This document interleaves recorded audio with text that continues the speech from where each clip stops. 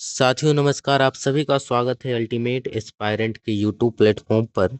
आज इस वीडियो में हम जानेंगे कि बिहार पीसीएस का जो मेंस एग्जाम होता है उसमें जीएस 1 में पूछे जाते हैं मॉडर्न हिस्ट्री के सवाल, करंट अफेयर्स के सवाल और कुछ सांख्यिकीय विश्लेषण के सवाल जो कि 72 मार्क्स का होता है। तो उसमें विशेषकर मॉडर्न हिस्ट्री में क्या क्या पूछा जाता है। टोटल उसमें 3 क्वेश्चन पूछे जाते हैं मॉडर्न हिस्ट्री से।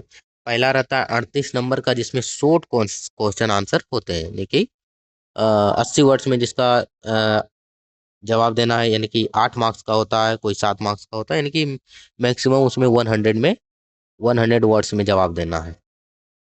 एक सवाल 38 मार्क्स का होता है और दूसरा सवाल भी 38। तो इस प्रकार से टोटल 3 क्वेश्चन 38 नंबर के होते हैं। तो कौन कौन से टॉपिक्स हैं मॉडर्न हिस्ट्री में उसकी चर्चा की जाएगी इस वीडियो में, और कुछ उत्तर की भी चर्चा की जाएगी। तो पहला है कि मॉडर्न हिस्ट्री में जो सिलेबस है वो है 1850 से लेकर 1947 तक मान सकते हैं इसको।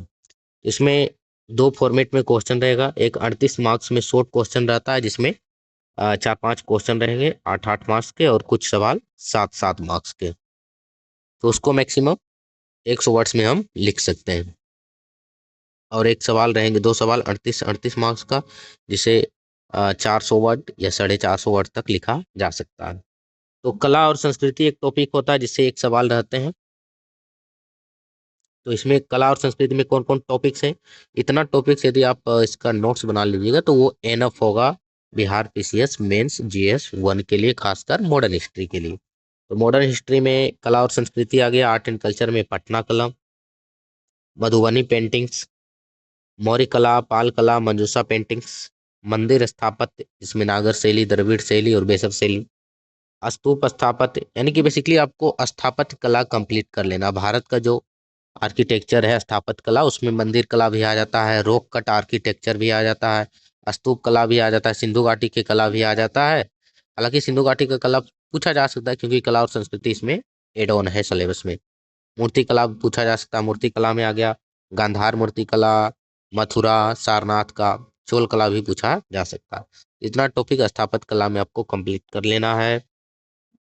स्तूपा की संरचना, उसके स्थापत्य की चर्चा करें, ये भी पूछा जा सकता है, बौद्ध स्थापत्य कला का उदाहरण है। गुफा स्थापत्य कला, केव आर्किटेक्चर भी पूछा जाता है जिसमें पूर्वी गुफा से संबंधित सवाल पूछे गए थे। तो इतना टॉपिक कला और संस्कृति का एनफ है। अगला आता है पर्सनालिटी। सिलेबस में साफ साफ इंक्लूड किया गया है कि गांधी, नेहरू और टैगोर के विचार से संबंधित सवाल रहेंगे मॉडर्न हिस्ट्री में। तो गांधी, नेहरू, टैगोर तो ये एवरग्रीन टॉपिक्स है, इसको करना ही है। जैसे गांधी का विचार धर्म को लेकर, गांधी का विचार साइंस को लेकर, गांधी का विचार अलग अलग जो क्षेत्रों में उनका विचार है उसको पढ़ना है और उसका नोट्स बना लेना है। इसके अलावा जेपी जयप्रकाश नारायण का विचार, राम मनोहर लोहिया का विचार, डॉक्टर अंबेडकर का विचार, बी आर भीमराव अम्बेडकर का विचार, कर्पूरी ठाकुर का विचार पढ़ लेना है।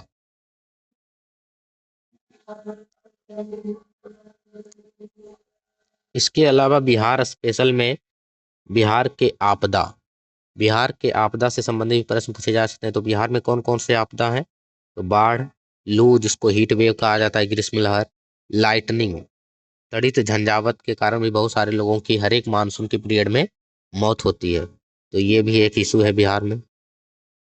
इसके अलावा बिहार की कृषि के बारे में, कृषि की समस्या, क्या उपाय हो सकते हैं, क्योंकि आप इससे क्या बनेंगे, बिहार पीसीएस से जनरली ऑफिसर बने जाते हैं और वो ड्राफ्ट तैयार करते हैं नीति निर्माताओं के ड्राफ्ट कि कैसा नियम बनाया जाए कि बिहार के विकास के लिए सहायक हो। तो वहाँ पर आपकी सोच को जांचना स्वाभाविक है। बिहार की कृषि को कैसे बढ़ाया जाए, कृषि का विकास कैसे किया जाए, बिहार में उद्योग को कैसे विकसित किया जाए, वैसे प्रश्न पूछे जाने की संभावना रहती है। बिहार की राजनीति, कास्ट पॉलिटिक्स से संबंधित क्वेश्चन पूछे जा सकते हैं। पाश्चात्य शिक्षा पूछा ही जाता है, रिपीटेड क्वेश्चन ये बार बार। बिहार में पाश्चात्य शिक्षा का विकास, आधुनिक शिक्षा पूछा जाता है। नेशनल मूवमेंट में यानी कि राष्ट्रीय आंदोलन में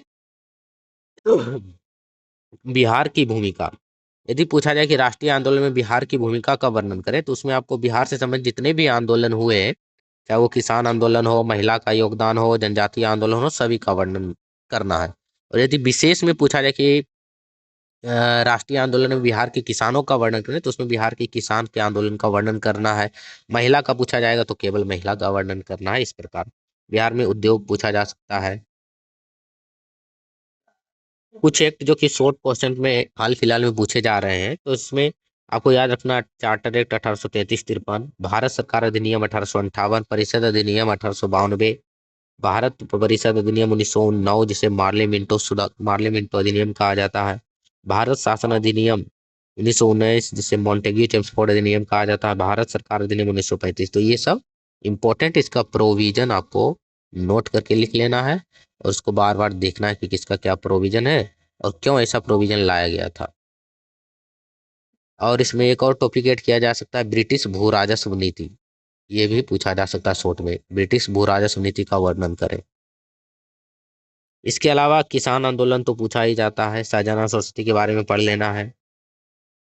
किसान आंदोलन जो 1850 ईस्वी के आसपास हुए वो विशेषकर इम्पोर्टेंट है।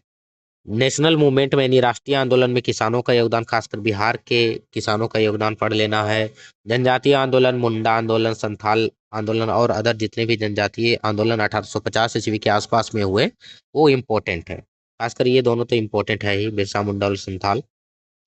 राष्ट्रीय आंदोलन में जनजातियों का योगदान का वर्णन करना है, तो इसमें जनजातीय आंदोलन का ही चर्चा करना है बेसिकली।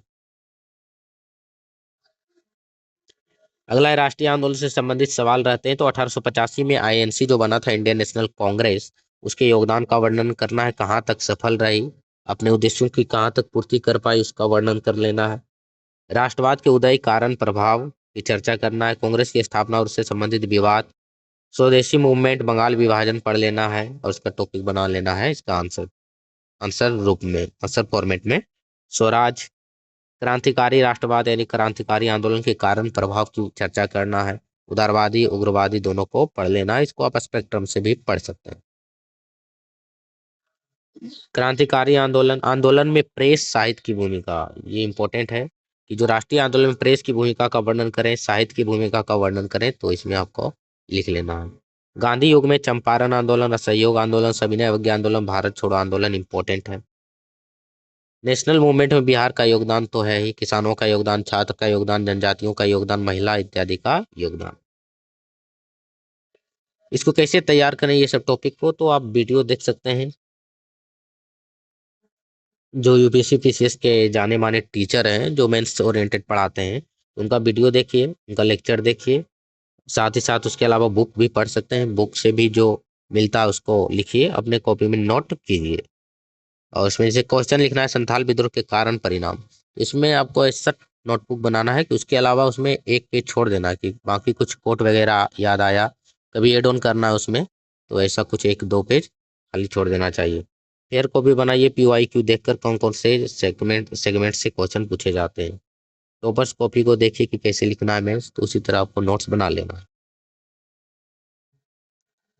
अल्टीमेट एस्पायरेंट के ही यूट्यूब प्लेटफॉर्म पर आपको एक प्लेलिस्ट मिलेगा उत्तर लेखन करके, जिसमें कुछ मेंस आंसर राइटिंग की चर्चा की गई है। तो जैसे कि ग्रीष्म लहर की चर्चा की गई है, GM क्रॉप्स की चर्चा की गई है, लैंगिक हिंसा के कारण प्रभाव और उसके निवारण की चर्चा की गई, मुंडा विद्रोह, भारतीय कृषि पंचायती राज, तो ये सब आप देख सकते हो। और इसके अलावा एक दो टॉपर्स की कॉपी की भी चर्चा की गई, तो उसको देखकर आप समझ सकते हैं कि कैसे मेंस के कंटेंट को तैयार किया जाए। यही करना है कि मैथ्स के लिए आपको कॉपी लेना है, उसमें अलग अलग टॉपिक करके उसको लिख लेना है। जैसे कि भारतीय राष्ट्रीय आंदोलन पढ़ रहे हैं, तो उसमें पहले आपको पढ़ना है कि 1885 का INC जो बना था उसके क्या उद्देश्य थे, कहाँ तक वो अपने उद्देश्यों को पूर्ति कर पाया, इस प्रकार। वैसे ही मोर कंटेंट के लिए आप अल्टीमेट एस्पायरेंट को फॉलो कर सकते हैं।